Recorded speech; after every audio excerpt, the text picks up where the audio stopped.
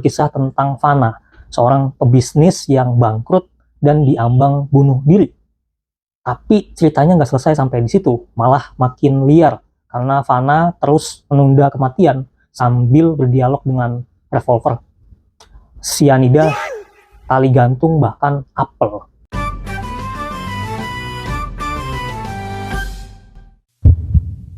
Pernah nggak sih kamu ngerasa dunia ini terlalu keras buat orang yang sensitif? Atau terlalu absurd buat orang waras? Atau justru malah terlalu waras buat orang gila? Nah, buku ini mungkin bakal bikin kamu mempertanyakan siapa yang sebenarnya gila.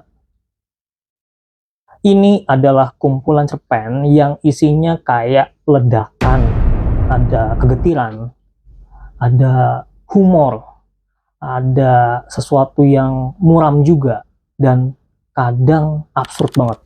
Tapi justru disitulah keindahannya.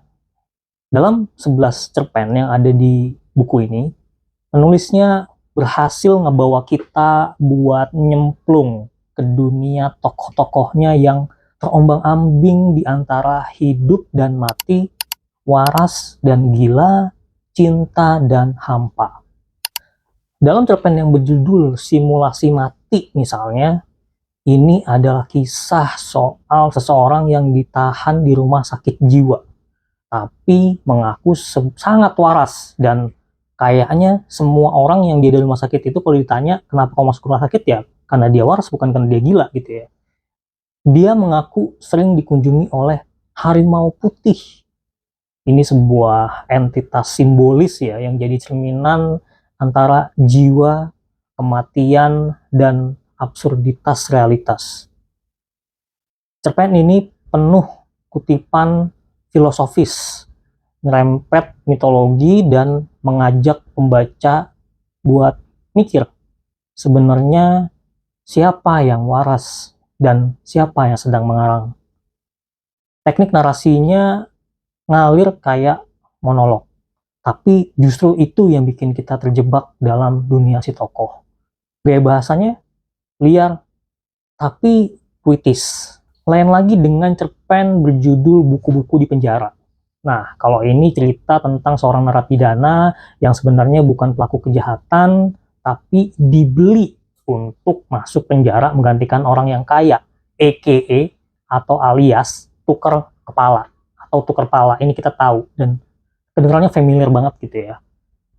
Nah, tapi di dalam penjara itulah justru si tokoh ini menemukan pencerahan lewat buku dan lewat membaca. Penulisnya nggak cuma ngomongin ketidakadilan sosial yang sebagai isu utama di cerpen ini, tapi juga nunjukin bahwa literasi bisa menyelamatkan jiwa, bahkan di tempat paling terpuruk sekalipun. Sementara di cerpen yang menjadi judul buku ini, Mimpi Malam ke-11, itu berkisah tentang Fana, seorang pebisnis yang bangkrut dan diambang bunuh diri. Tapi ceritanya nggak selesai sampai di situ, malah makin liar karena Fana terus menunda kematian sambil berdialog dengan revolver, sianida, tali gantung, bahkan apel. Penulisnya mempermainkan absurditas manusia yang terlalu logis sampai kehilangan nalar.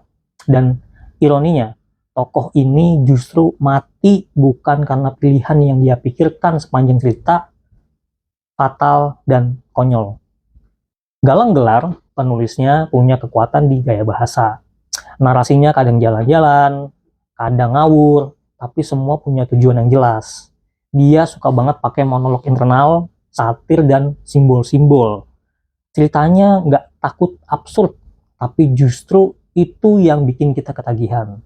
Kita bisa nemu kutipan yang bisa bikin ketawa getir, lalu beberapa paragraf kemudian bisa mewek atau malah berpikir keras tentang hidup atau mati. Nah, buku ini bukan bacaan buat kamu yang nyari cerita manis atau plot yang rapi. Tapi, kalau kamu suka cerita-cerita eksistensial, absurd, getir, dengan gaya bahasa yang nendang dan tokoh-tokoh yang patah tapi tetap manusiawi, buku ini pantas banget kamu cicipin.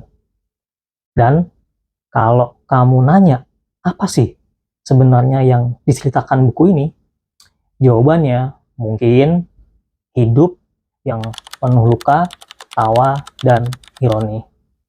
Jadi, gas saja langsung baca Mimpi Malam ke-11 karya Galang Gelar, gratis hanya di Lentera App. Dan jangan lupa kalau udah baca, share-share dan komen-komen.